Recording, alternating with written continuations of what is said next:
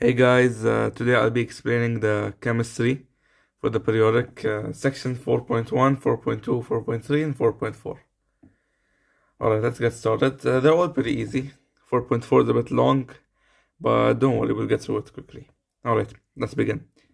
Question 1. Select a picture that shows a chemical change. Okay, this is pretty simple. 1 minute. Now, let's go through them one by one. This is not a chemical change. This is just melting.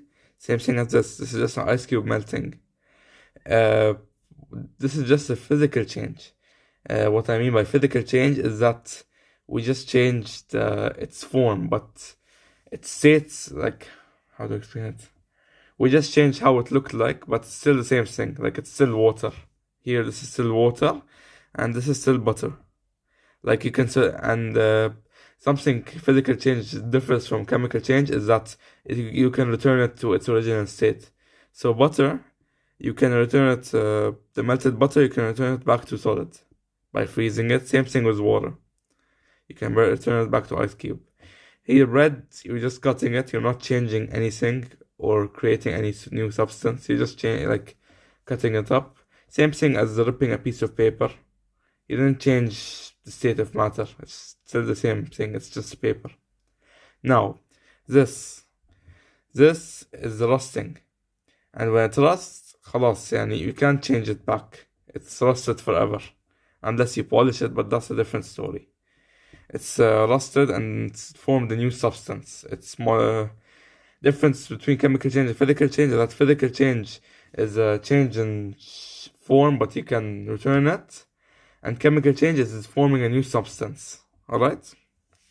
So the only one here is this one. The nails. Alright? Question 2. Which of the following processes represent a physical change? Like all that apply. Okay. Let's look at them one by one. Rusting of iron is no, because same thing as the last question. Burning a piece of wood, no, because when you burn something, like when you burn anything, you're forming a new substance, and you change it, خلاص, forever. So now it can't return back to its original state. And this one, mixing gaseous ammonia with hydrogen and chloride gas to obtain a white residue. This is a chemical change, since you're forming a new substance, which is the white residue. Alright? Now, these two, dissolving copper sulfate in water to obtain blue solution, you're just dissolving it. You can return it back to its original form. You're just dissolving it, not forming a new substance. And melting, freezing, it's all physical changes. Alright? That's it. Question 3. Burning of a butane gas in air, it's chemical change. Remember, when you see burning, it's a chemical change. Okay? Well, unless it's cooking unless you're heating something to melt it, that's a different story. But you're burning butane gas in air, that's forming a new substance, so it's chemical change. Grinding coal, you're just changing the shape, nothing else. It's physical change. Dissolving copper sulfate in water, again, dissolving is physical change. Boiling water till it evaporates, it evaporates. You can return it back to liquid form. And heating a gaseous state with hydrogen oxygen mixture till it pops. See, pops. So this is a chemical change. You're forming a new substance and you're changing it. Alright, question 4. A change that does not change the... 1 minute. Okay. A change that does not cause a change in mass is chemical and physical. They both don't cause a change in mass, no matter what. A change that produces a new kind of matter, of course, chemical. If you're forming a new substance or new kind of matter, it's chemical, always. Never physical. Like I said before, a change in the form of matter, that's physical. See, that's the difference. That's what differs chemical and physical. A change that is accompanied by a large change of heat, chemical. Like I said, when it's burning, it's usually chemical. All right.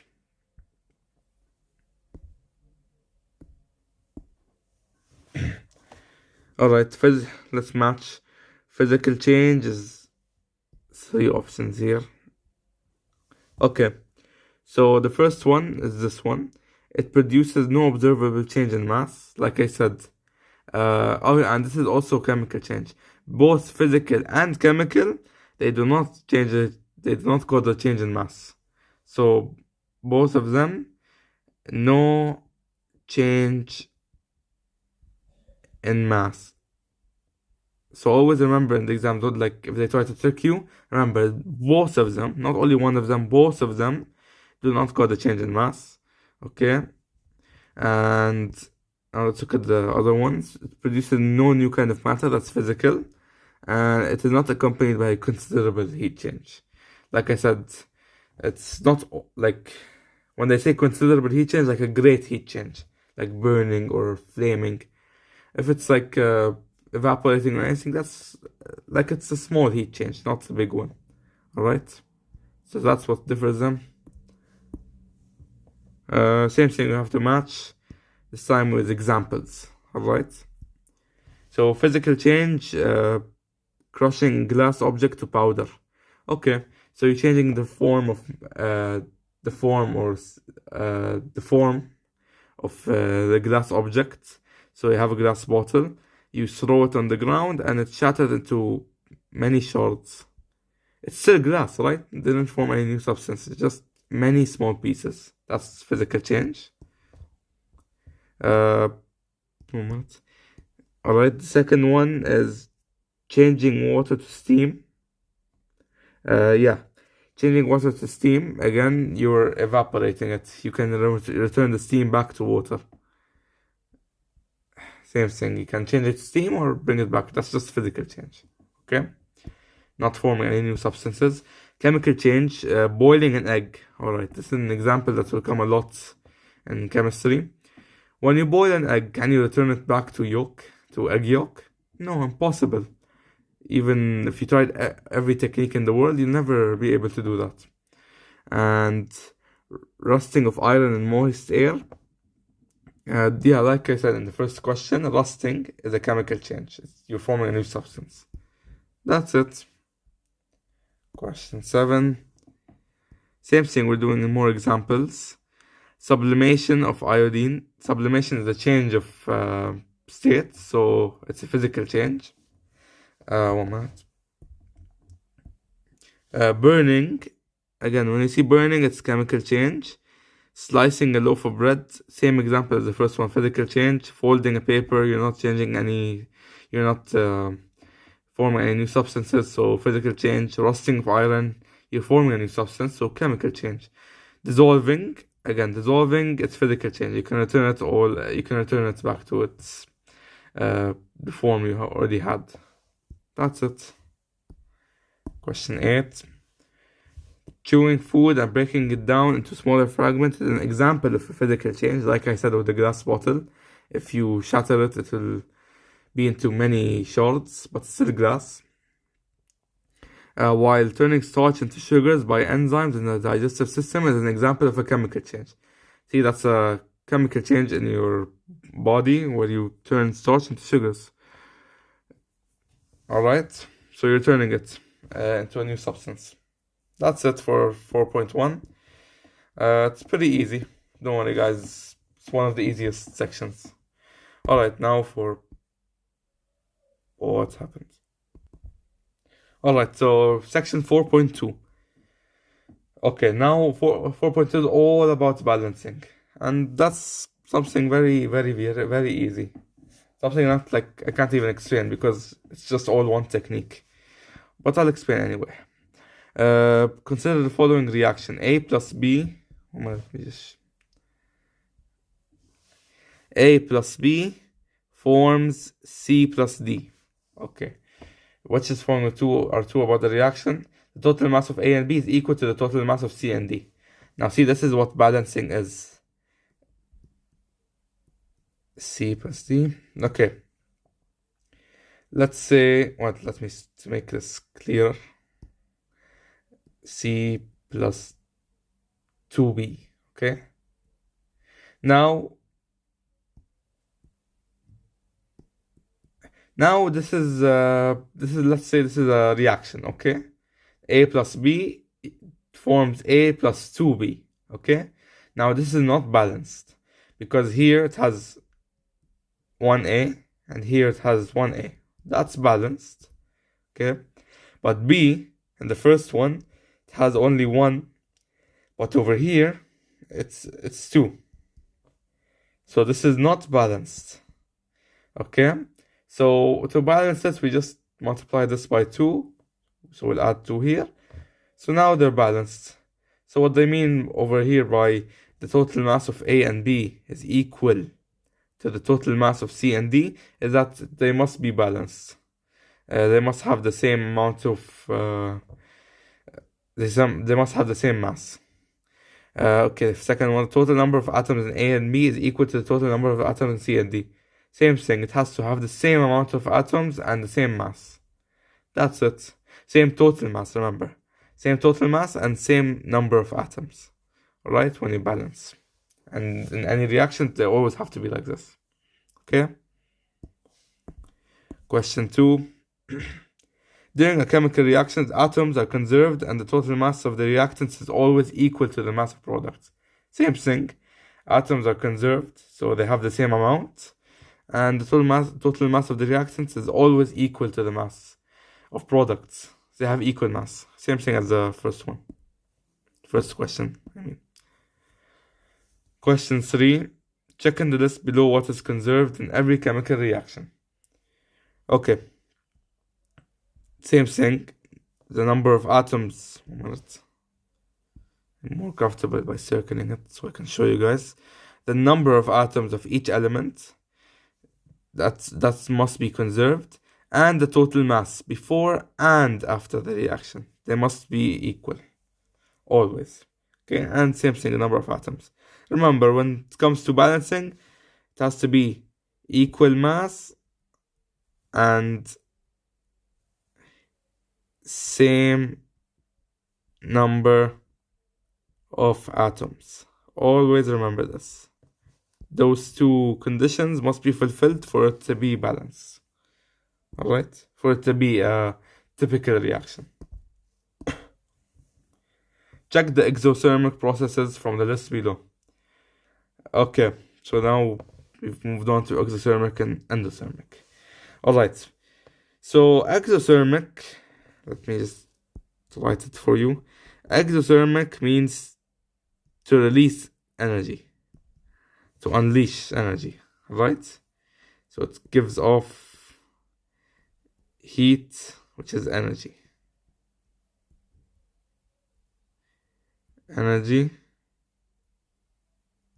So it releases energy. Endothermic, which we'll get to in a few questions, is the opposite. So they're not equal. The endothermic is the absorption of energy. Right? So endothermic absorbs energy and exothermic releases energy. And remember, it gives off heat, and heat is a form of energy. Okay? Now, for the first one, liquid water freezing into ice cubes. So in 1 hour, circling the exothermic process. Okay? So when the liquid water freezes into ice cubes, it gives off energy. Not necessarily heat, but it gives off energy. Because when the particles get together, they use energy, right? And they need energy to get closer and closer. So they're giving off energy. Alright? Sodium hydroxide pellets dissolving in water, which causes the temperature of the solution to rise. See? Temperature to rise. It gives off heat. Remember this. When anything related to temperature rising or giving off heat, it's always exothermic. Endothermic does not give off heat. It gives off heat. It absorbs it. It absorbs energy. Remember that. Okay, third one. A piece of wood burning in the air. again, burning, which is a rise in temperature, it's exothermic. So it's releasing it. It's giving off energy. Alright? Now, we've got, given the following equation of a chemical reaction, and 3 grams of substance reacts completely with 5 grams. Okay. This is actually really easy. So they gave us this reaction, this equation, and they're saying when 3 grams of substance X, which is this, react completely with 5 grams of substance Y, which is this, the mass of substance Z formed is 8 grams. Okay, now they want us to find this if we were solving this. 3 grams substance X plus 5 equals 8. See, same thing here. X plus Y equals Z. So you're just substituting 3 for X and 5 for Y, and you get 8. So, which leaves us, and they wanted two significant figures. So it's 8.0, like we did here. Okay, chemical reactions can be classified as endothermic or exothermic. Like I explained before, endo absorbs energy and exo releases energy. In an exothermic reaction, energy is released. Okay, that's exothermic. Therefore, the temperature of reaction mixture increases. Remember, temperature increases for exothermic. Endothermic, on the other hand, is energy is absorbed. Alright? So remember that. And for B, burning a piece of wood, raising temperature, exothermic. Water solidifying to ice, the particles are giving off energy because they're using it and they release it. So that's exothermic. And dissolving is which makes the solution warmer, exothermic. And one more, melting of wax is endothermic, because when it melts, well, I'll explain this really quickly. Now we imagine a solid, okay? All the particles are tightly intact, okay? Now, to make it melt, it must absorb energy, absorb heat, so the particles can start vibrating and eventually move apart. So this is basically melting.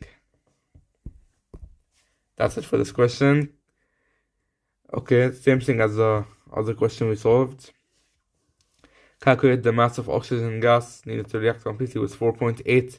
They gave us the mass of magnesium, which is Mg, this one, and producing 8G of magnesium oxide, which is this. So they gave us 4.8 plus X equals 8.0. Okay, we can just simply subtract 8 minus 4.8 equals 3.2. So X is 3.2, which is the mass of oxygen gas, which is this, 3.2.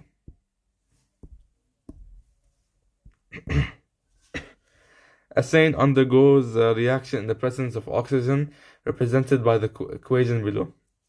30 grams of ethane reacts with 112 grams of oxygen. Okay, this is easy. Okay.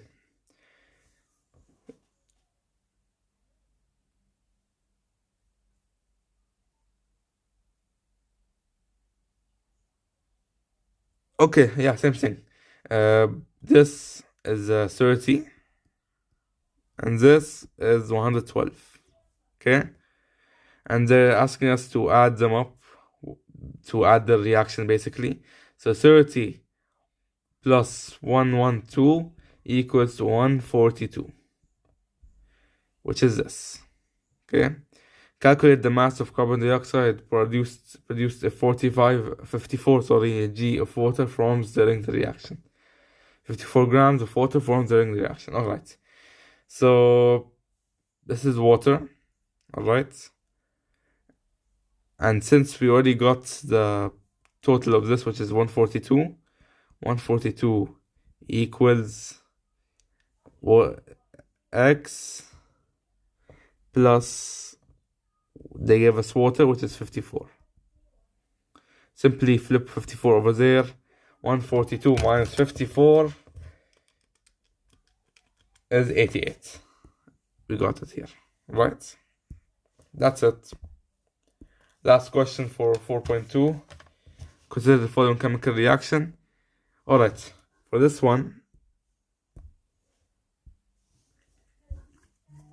okay, for this one, 240 molecules of aluminium chloride undergo the decomposition reaction to produce 240 atoms of aluminium and 360 molecules of chlorine gas.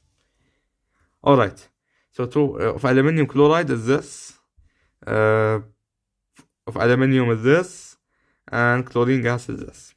Alright, now they already gave us the molecules of this one, the first one, which is 240. Okay.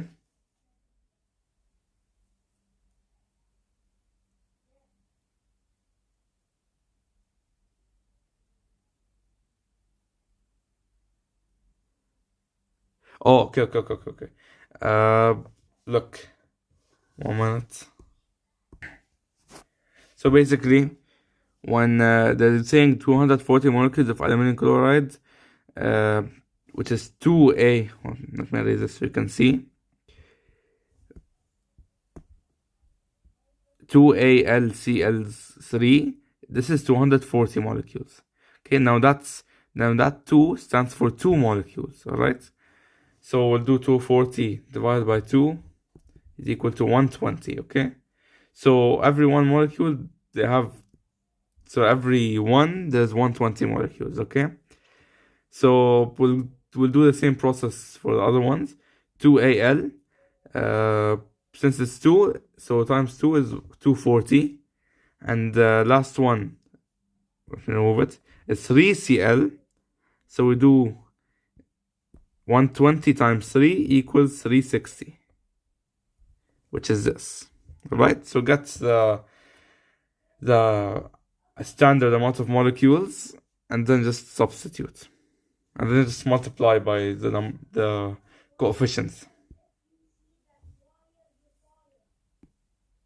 Okay, and that's it for 4.2.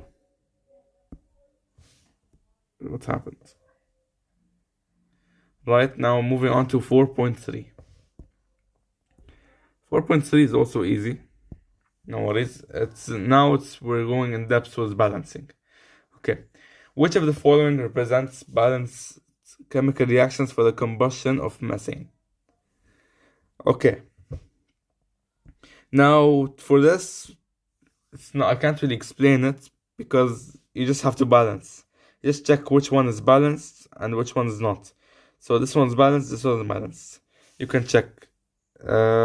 As a technique my teacher taught me is this 2CH4, let's take this as an example, plus 4O2 equal to, no space, 2CH4 plus 4O2, 2CO2 plus 4H2O. Okay. Now, to check if it's balanced, let's display all the elements. We got carbon and carbon here. Okay. We got hydrogen here also. And lastly, we got oxygen. Okay. So the amount of carbon here is 2. The amount here is 2. Hydrogen is 4. And here it's 1 minute. Oh, sorry, it's not 4. Here it's 8. And here it's 8 also, because 4 times 2, and here 2 times 4. And O here is 8. And same thing here. 4 here and 4 here. So 4 plus 4 is 8. But we usually, when they're like both separated on a different molecule, we make it like this. 4 plus 4. Which is technically 8, but we have to put it like this. Okay. Now we check if it's balanced. 2, balanced. 8, balanced. 8 and 8 balanced. And this is balanced. You do this technique for all of them. For all the chemical reactions and equations, you do the same technique. It's the best way, because you can immediately check if it's balanced or not. Okay. Question 2. Balance the following chemical equation using the smallest whole number. Wait, what? They gave us already this equation in the questions, and you just have to balance it. Same thing, you can use the same technique I showed you in question 1. Question 3. Give the balanced chemical equation for reactions described above. Okay, so let's just write it quickly. H2O2 forms water, which is H2O plus O2. This is the chemical equation. Now we need to balance it, and we have to add the state symbols. So they already told us it's liquid, so you have to add L here, and here it's liquid. They told us into water, and gas we put G. Okay, and then we just balance it using the same technique. Okay, drag and drop the molecules in the box to complete the representation of the following equation. CH4 plus 2O2 to form CO2 plus 2H2O. Okay, so now let's look at the question. The multiple choices. Throw the molecules in the order they are given in the equation. Oh, alright, okay. So what they want here, wait, I can't extend that.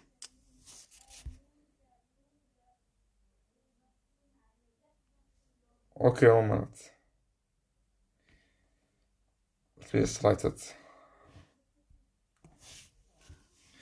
Okay, now we can see it like this. Alright. Now, before we do anything, we need to know the colors. The gray is the H, the hydrogen atom. The black is carbon.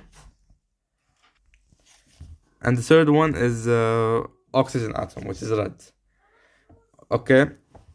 Now that we know the colors and everything, let's look at the chemical equation. CH4 plus 2O2 forms CO2 plus 2H2O. Okay. Now what they want is drop the molecules in order they are given in the equation. They want us to make the same equation but in molecular form, which is like this. Okay. So let's start with the first one. CH4. Let's start with C. C is black. Okay. So we got one black here, and we've got 4H, which is gray. 1, 2, 3, 4, 4H. So like this. So now that's CH4, and we do the same thing with all the other ones. It's child's play, logic. Don't worry.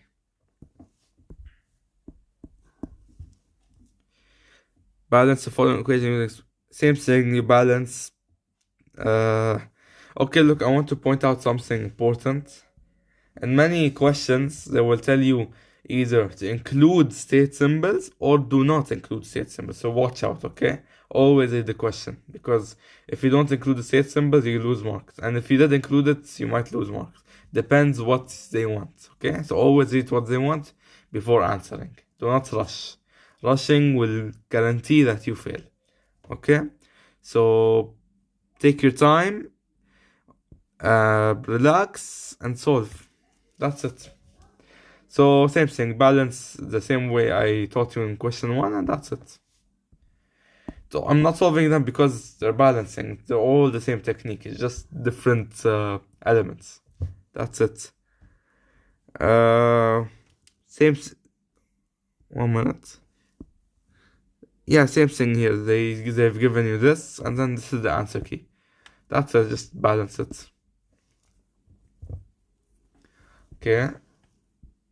Let's look at this one. Consider the following chemical reaction. 2HCO forms 2Hg plus O2. Okay. Mercury oxide is a reactant of the reaction in all. Okay, for A, let me just tell you one thing. I'll give you a sample equation to explain this. Okay. Now, there are two things called reactants and products. Now, reactant is the one on the left, and the product is the one on the right. Okay? Reactants, just memorize it like this. Reactants on the left, product on the right. Alright? Okay. So here it's asking for mercury oxide, which is this.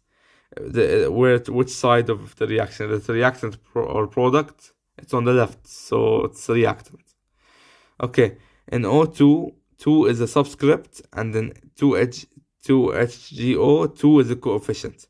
Okay, so there's a difference between O2 and 2H. Alright?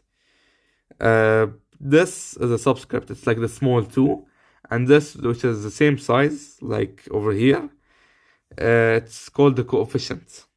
Okay, this is the coefficient, and this is the subscript. Okay, remember, subscript is down, the small one, and coefficient is the one next to it. It's coefficient represents the number of this respective, what's called compound, number of respective molecules, and subscript is just basically it's just a part of the element itself, or a part of the molecule. Sorry, part of the molecule itself. Write the following chemical reaction. Okay, you balance, same thing, use the same technique, and same thing, balance. Balancing may seem difficult at first, but you just have to practice. Practice makes perfect after all. So practice, and you'll master it in the end, because balancing is a piece of cake in the end. It's just the same technique, used over, but just different elements. That's it. So that's it for 4.3. Now we move on to the last one, which is 4.4, and the longest one, which is around 31 questions. Yep, 31 questions. But don't worry, it's easy. But before we go through 4.4, I just want to tell you that not all of the quiz is required. For example, question 1, limiting. Limiting and excess is not required for the exam. The material is from 4.1 to the 4.4.4. Anything after 4.4.4 is not required, and we should not do it. Don't waste your time on it. So question 1, skip it. Question 2. Okay, now let's solve. Let's see the question first. Always read the given before solving. Water can be split into oxygen and hydrogen according to the equation below by adding it to sulfuric acid and running an electric current through the solution. 2H2O forms 2H2 plus O2. They've given you the molar masses. And let's do the first question. The reaction of decomposition of water is classified as endothermic. Well,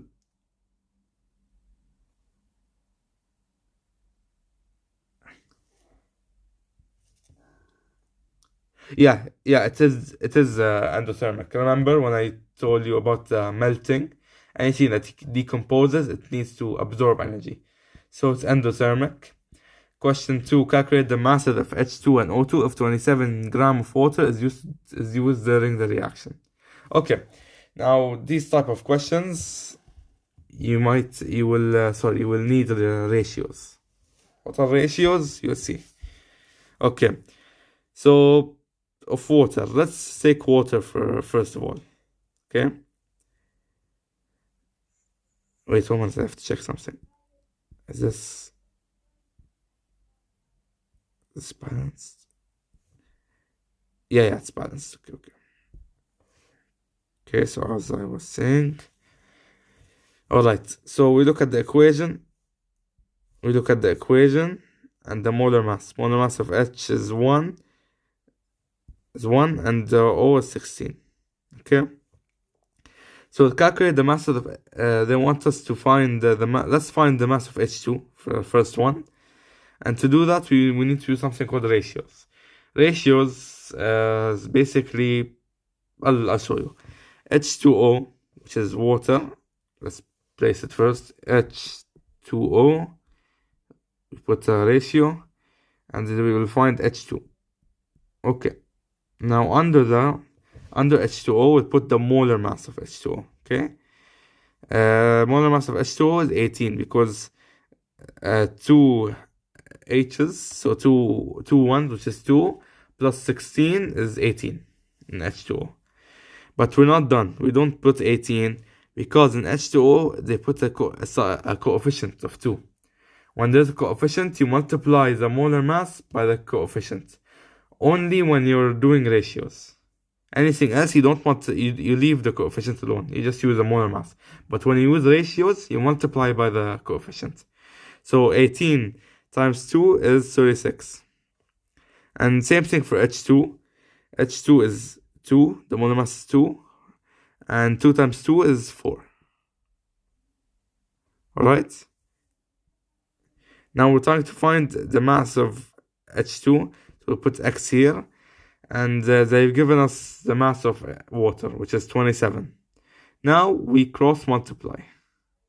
So before we do anything else, this is respective compounds, elements, whatever, and these are the molar masses multiplied by the coefficient, and these are the respective masses of each compound. Okay, so let's cross multiply now. 4 times 27 is 108, and 36 times x is 36x. So 36x equals 108. We divide by 36, both sides, to get x. So x is 3. They wanted two significant figures, so 3.0. Okay? Now for the second one, we do the same thing. H2O ratio. They want to find the mass of O2. O2. Okay, let's find the molar mass of H2O. We said it's 36. And for O2, they've given us 16 for O, but O2 is 16 times 2, which is 32.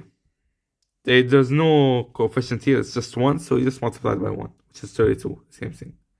Okay? Now under the molar masses multiplied by coefficients, we put the respective masses. Obviously we're trying to find the mass of O2, so it's X. And we've already given the mass of water, 27. Cross multiply, 36x equals 32 times 27, 864. Divide by 36, divide by 36 is x equals 24, which is 24 here. That's it. Now for the third one, final one, calculate the mass of water needed to produce 128 grams of oxygen. Now it's the opposite. They want us to find the mass of water, and we're already given the mass of oxygen. So let's do it again. O2 to H2O, which is water. O2, like we said, is 32, because 16 times 2 is 32. And under H2O was 36. Okay, we're trying to find the mass of water to put under H2OX, and under 32 is 128, because we're already given the mass. Now cross multiply, 32x equals 128 times 36, which is 4,608.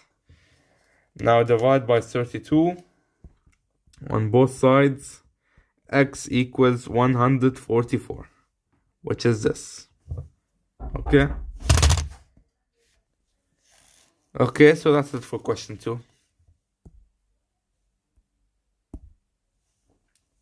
Consider the following reaction. 2K plus Cl2 forms 2KCl. Okay, this is actually something really, really simple. Okay, so ignore the N, doesn't mean anything. Okay, just ignore it. I'm not gonna cross it out, but ignore it. Okay,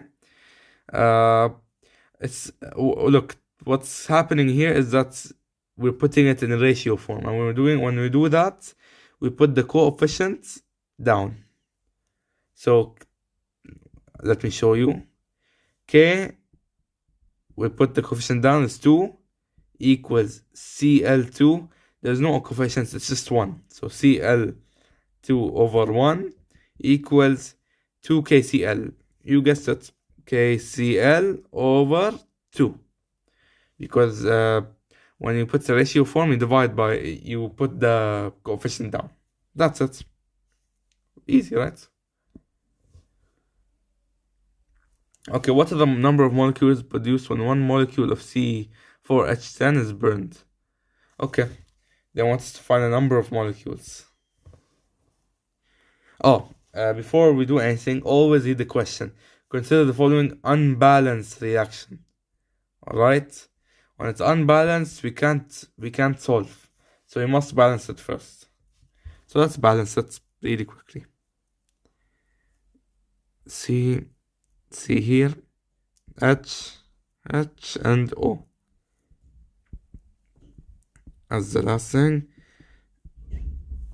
C is 4 on the reactant side, and C is 1 here on the product side. H is 10, H is 2 here, and O is 2, and here it's 2 plus 1. Okay, now none of them are balanced. None of them are equal, so we must balance it. First of all, we can easily do this by multiplying the first one by 4. So when we multiply here, we put 4 here. And when we do that, we must multiply by O2, which is 2 by 4, which gives us 8. Okay?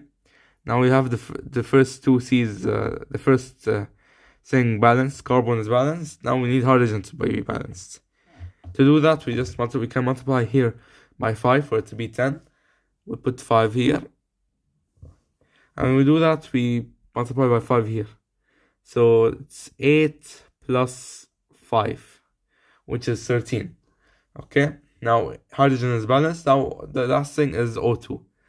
Now it says it's 13, and that's an odd number. We can do it, we can put it like that, times, what's it called? 13, we can make it times 13 over 2. We'll put 13 over 2 here.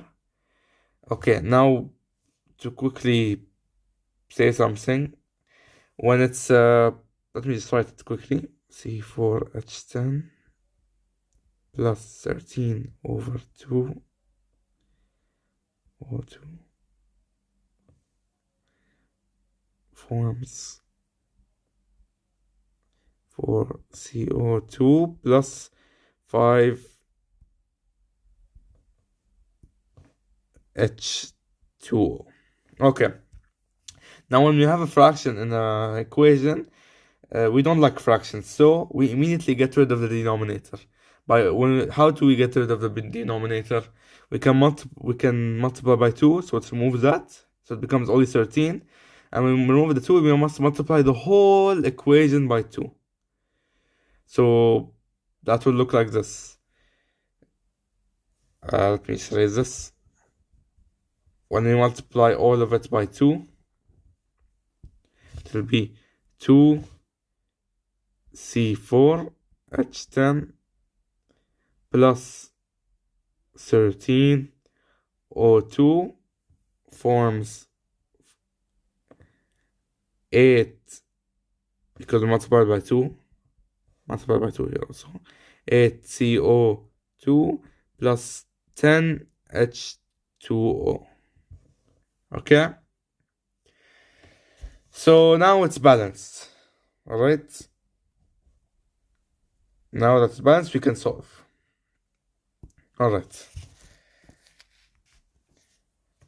so we have it balanced. Now we can solve. And now number of molecules of CO2 is 4 molecules. Okay, Now let's read the question again. What are the number of molecules produced when one molecule of C4H10 is burned? So to do that, we just remove one molecule from it. So we just divide by 2 here. Okay, so that will be 1. Alright, so that will be, so it will be 1. Okay, now for the other ones, we want CO2. So CO2 we divide by the 2, we get 4 CO2, which is number of molecules of this. Now for second, number of molecules of H2O. H2O is this. Divide by 2, you get 5 H2O. And 5 is the number of molecules. The coefficient represents the number of molecules. Just wanted to remind you that. Alright, that's it for this question. The unbalanced reaction of the combustion of propane is given below. Okay. We have to balance it really quickly.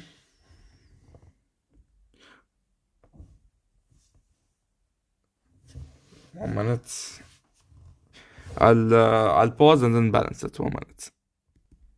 Okay, so I balanced it. Now that I balanced it, we can solve.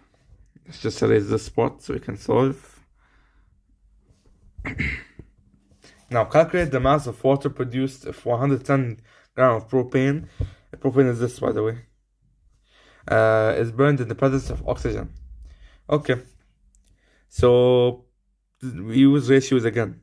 C3H8 H8 is equal to, what do we want? Mass of water, which is H2O, is equal to H2O. Okay, now we don't look at this, of course. We look at the one we balanced. Okay, so let's find the molar mass for propane first. They already given us the molar mass, so this is 44 here.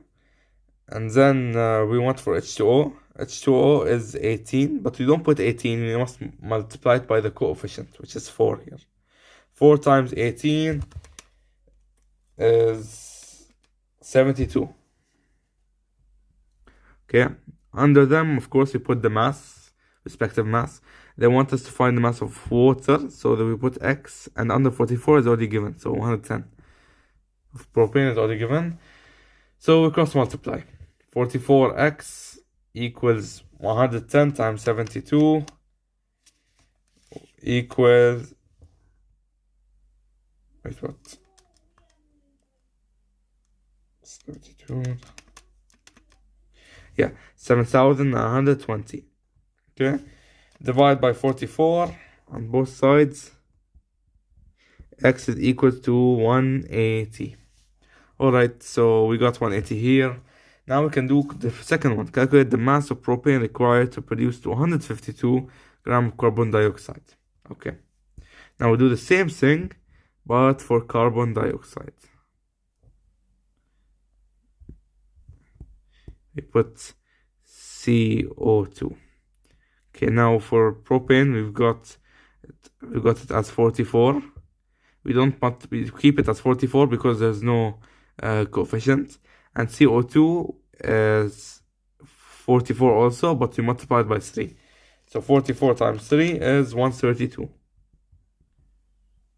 Okay, we're trying to find the mass of propane. So we put X under 44, and we're already given the mass of carbon dioxide, so it's 252.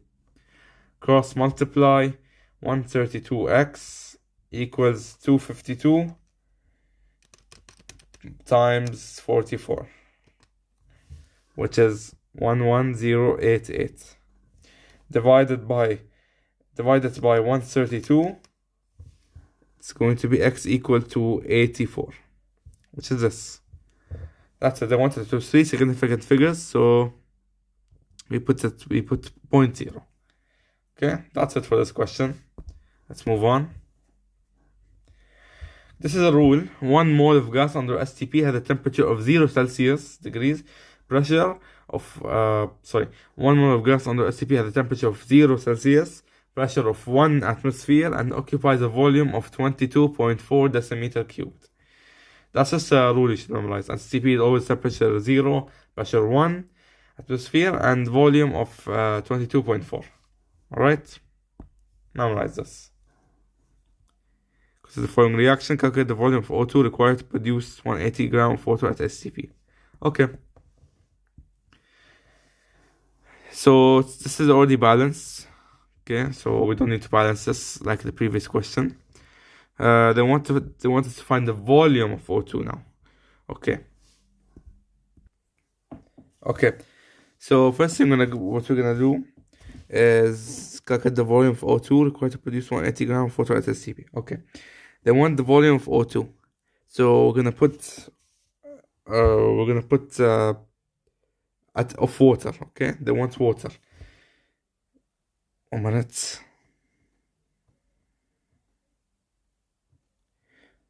Okay, they want the volume of O2 to produce 180 gram of water. Okay, but first we're gonna put water, which is H2O. We're gonna make the ratio to O2. Okay. Now, now we're gonna put the same thing, molar mass times coefficient, which is 18 times 2, which is 36. Now they want the volume. Okay, when they want the volume, we put 22.4. Why do we put 22.4? Because they want it at STP. So the RTP, it will be 24, but it's STP, so 22.4. And under 22.4 will be X, since we're going to try to find the volume. And under 36 is 180, which is already given here. So 180. So cross multiply. 36x equals 22.4 times 180, which is 4032. Divide by 36. It will be x equal to 112. So that's volume. That's it.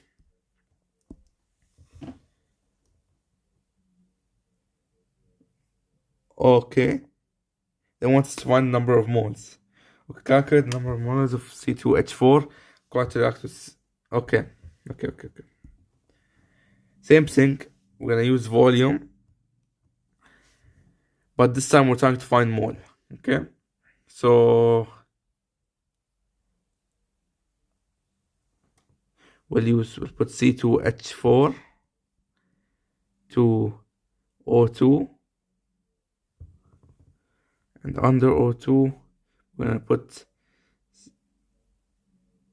22.4, 67.2. Now we're gonna probably ask why we put like this, because when we do volume, we always put STP or RTP on the top, no matter what. So they wanted the STP, so we put 22.4 up, and under it is the volume given. Okay.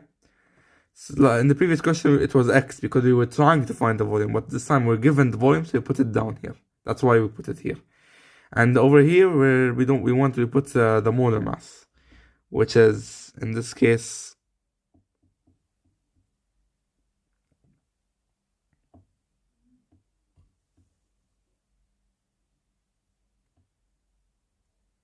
oh wait, I forgot to do something.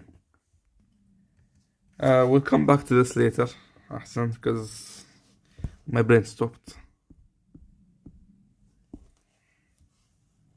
Okay, consider the following reaction. S plus O2 forms SO2 plus 296.8 kg.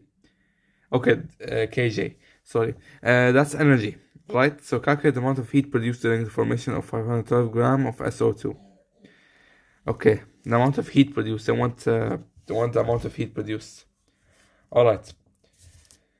Now let's look at the reaction. Let's write this down. They gave us, let's look at the given first. They gave us the mass of SO2. Okay, which is this. Okay. So since they gave us this mass, I'm gonna calculate.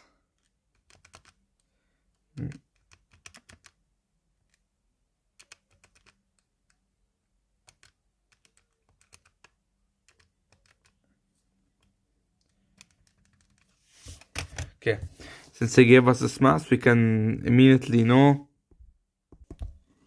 that, okay, look, we're gonna do we're gonna do it like this. The energy is going to be here, and SO2 here. We'll make it a ratio, okay? Now we'll use the one we have, 296.8, and we're gonna put the molar mass of SO2, which is 32, 16 times 2, 32, 64. And under it, we're gonna put the given mass, 512. And under the 296.8, we want to find the new energy, right? You're gonna put X. Cross multiply, you get 64X equals to 296.8 times 512. You get a very big number, okay? Which is 15196.1.6.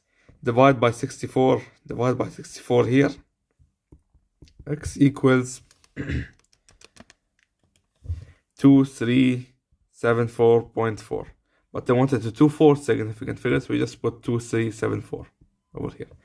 Now, if you ask why we put it like this, like the ratio like this, if they want us to find energy, we have to put the ratio to energy. If they want us to find the mass, we have to put it to mass. It's always like this, alright? So if it's energy, we put it like this. If it's if it's mass, we put the molar mass, and under it X. That's the way it is. Question 10. The decomposition reaction of CaCO3 upon heating is represented below. Okay, plus heat, which is energy. What is the mass of each of CaO and CO2 produced when 2 mole of CaCO3 decompose? Give all your answers to threes. Okay, they want us to find the mass of CaO and CO2. We'll do CaO first. Okay. Alright. Now that we have, we're given 2 mole, so you can make it 2 to CaO, which is, first let's put CaCO3. Oh man, it's so messy.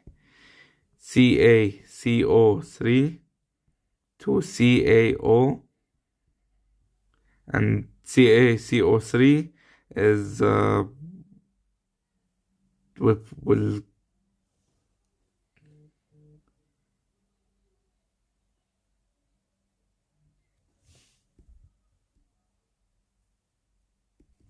oh guys, turns out there's a much easier way.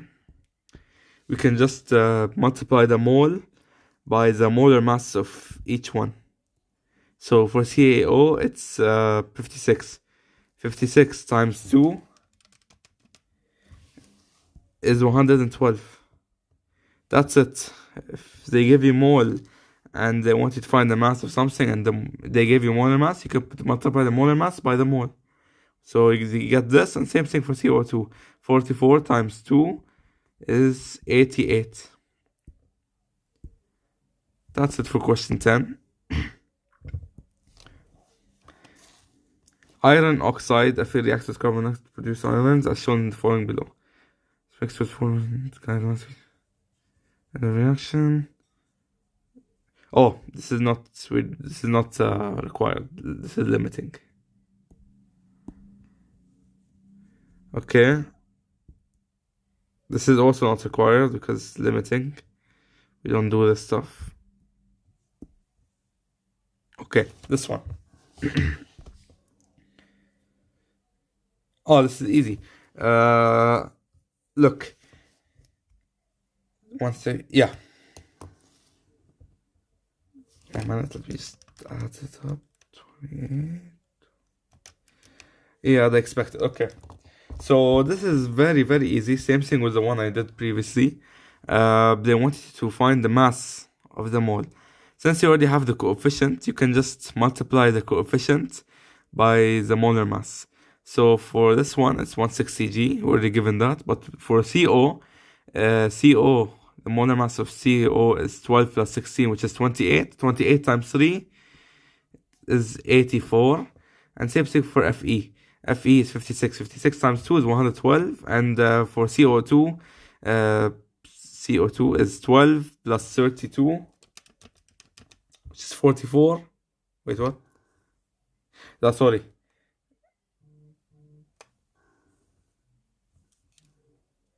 44 times, and then we get the 44 times 3, which is the coefficient here, equals to 132, which is this. That's it.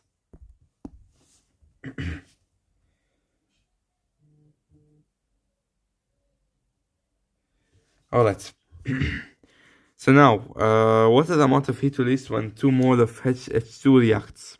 Oh, okay, it's the same thing. We use we want to find energy. We can use the ratio. Which one? They want us to use H2. Oh wait, no, we don't need to. We don't need to use the difficult part. This is they gave us more, so we can do it easily. From H2, they want 2 mole of H2 reacts. Okay, so since this is 3 mole here, it's 3 here. When it's 2, it becomes 2H2. So you bring it one step down. So that makes it into 161, because 242 divided by 2 is wait, what? Oops, sorry. I'm doing the wrong part. We do use the ratio. Sorry. Okay, of H2 we use 2 kj. Under kj is 242, the one that is here, and under H2 is 2 mole.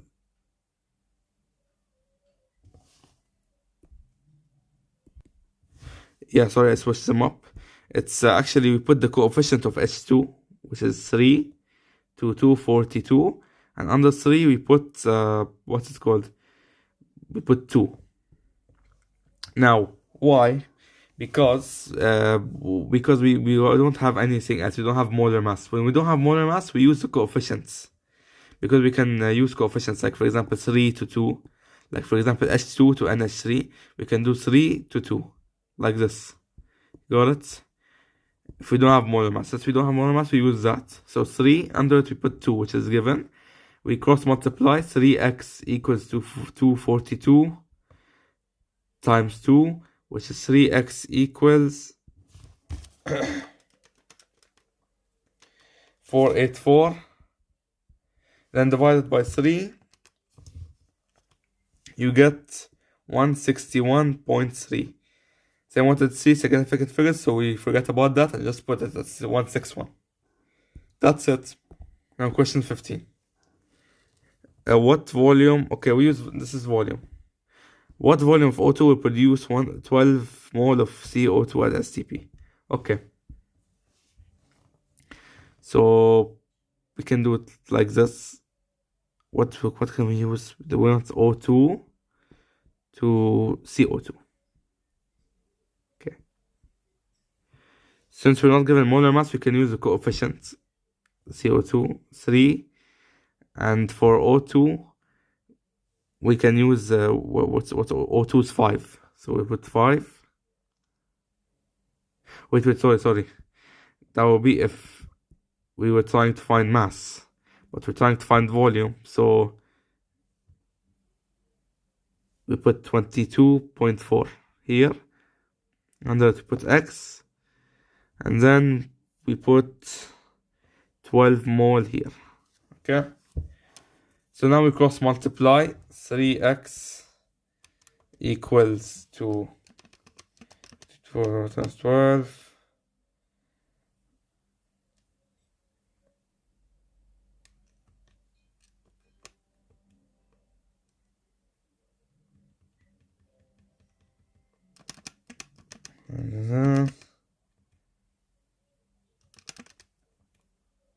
Wait, what?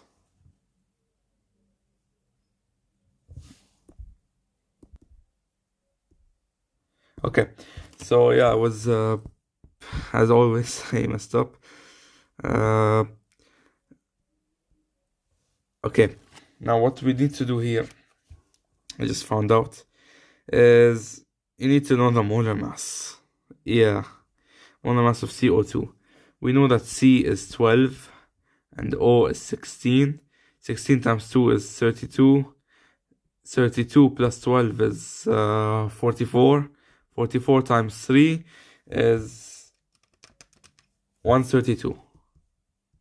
You put 132 here, 22.4 here, X here. Okay, and under that we put the, what's it called? The mole, 12. Okay, now we cross multiply. 12 times, so 132x equals to 12 times 22.4.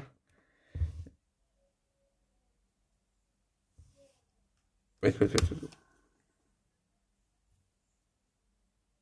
Yeah. Forgot to do one part. 22.4, we don't put it like that. We multiply it by the coefficient. 5 times 22.4. Last time we didn't do it because there was no coefficient, but now we're doing it because there is a coefficient. If there's a coefficient, always multiply it by the what's it called, the STP. 112 now. 22.4 times 5 is 112. Cross multiply. 132x equals to 112 times 12 equals 1344. Divide by 132. Divide by 132. X is equal to, and what?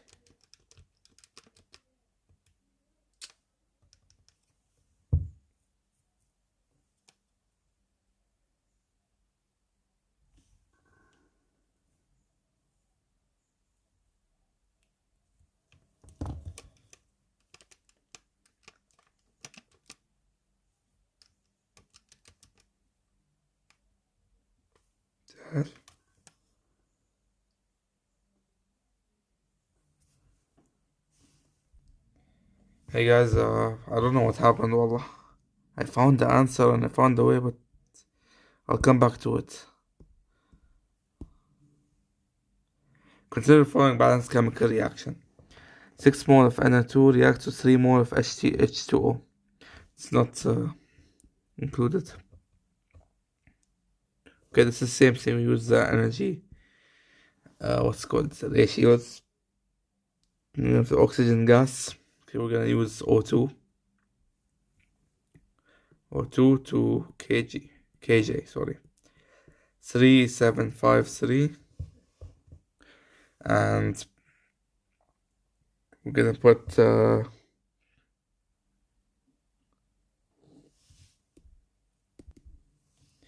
okay, that's something very stupid. I didn't read the question. They don't want energy, they want mass. So instead of trying to find energy, we'll try to find the mass of oxygen needed to release 1876.5 kg. Now we realize this is when we multiply it by 2, or like add it to itself, it's equal to 3753, which is this. So this is halved. So since this is halved, we need to halve the mass of O2 too. So O2, we'll find the molar mass first. O is 16. 16 times 2 is 32.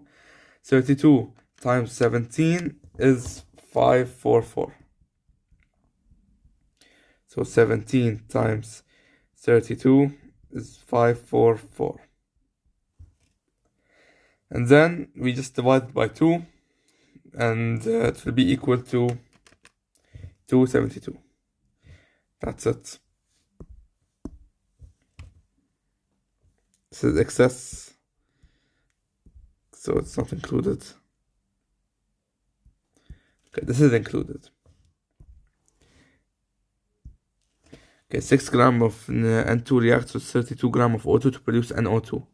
Okay, it's balanced. Okay, what is the mass of NO2 produced? Okay, this is easy.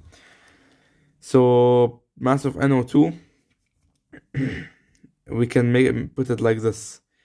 Since we're already given, let's look at the given. We're already given N2, the mass of N2, the mass of O2, and we're trying to find the mass of NO2. So the easiest way to do this is by doing the molar mass. We'll do N2 now. We'll do N2 to NO2. Okay. NO2, the molar mass of NO2 is 14 plus 2, 92, since we multiplied by the coefficient. And N2 is going to be 14 plus 16, which is 30. Under NO2, we're going to put X. Under N2, we're going to put the given mass, which is 6. Cross multiply 30x equals to 92 times 6, which is equal to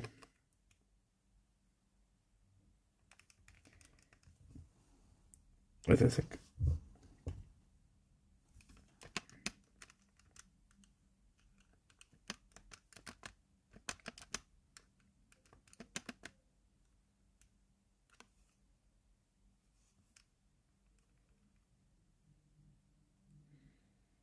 Oh, I forgot. N2 is not the addition. N2, the molar mass of N2 is what's called 14 plus 14, which is 28. So my bad, guys. 28x. 28x, so 92 times 6 divided by 28, which is 19.7. And that's the answer. Oops, wait 1 minute. Oh, it's excess. We don't do excess. Okay. But the first part, it was the same concept as the other ones. But we don't do the excess and limiting ones. Anyways, 8 grams of sulfur is mixed with 4 grams of oxygen gas. The equation of the reaction that takes place below. Is S plus O2 equals to SO2. How many grams of SO2 are produced? They want the mass of SO2. So this. Alright. We'll do the same thing. Ratios. SO2 to what are we given? We're given both, so we'll just use S, which is sulfur. Sulfur, the molar mass of sulfur is 32. Molar mass of SO2 is 32 plus 32. Because 16 times 2 is 32. 64. Under 64, we're going to put X. Under 32, we're going to put 8. Because it's already given as the mass. So 8. Cross multiply. 32X equals to 64 times 8, which is 512. 512 divided by 32 is...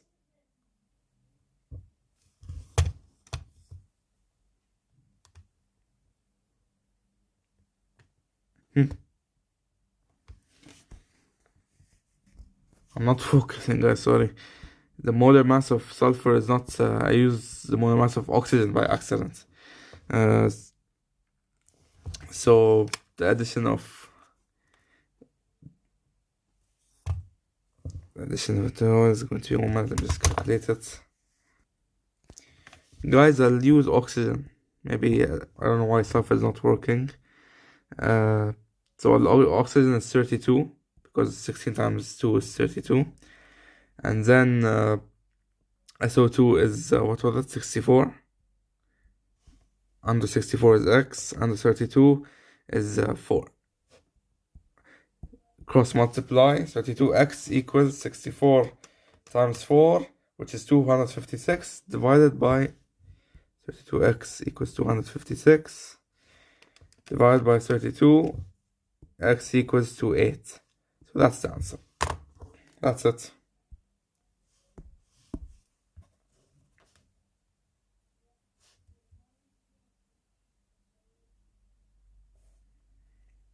Alright.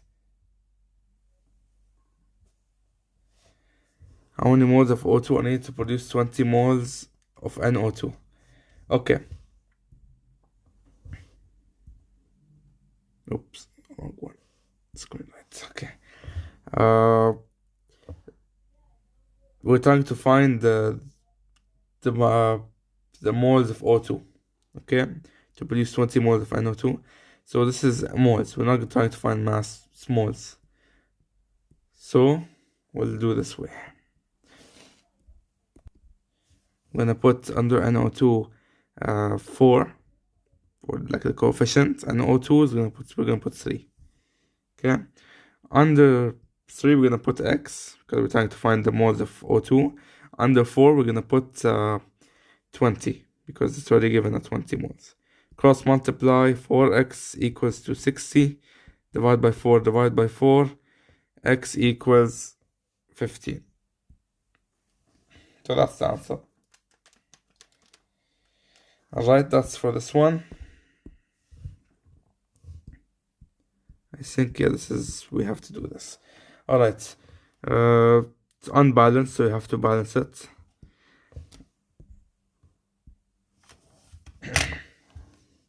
So let's balance it really quickly. I'll pause and I'll come back when it's balanced. Okay, so I got back and I balanced it. So for x, which is now here 3, y is 2. I balanced it here. And z is 3. That's it. So the balanced equation is, yeah, that's it. C 3, O, y2, and z is 3. Okay? One molecule gives 2 molecules of CO2. Well, yes,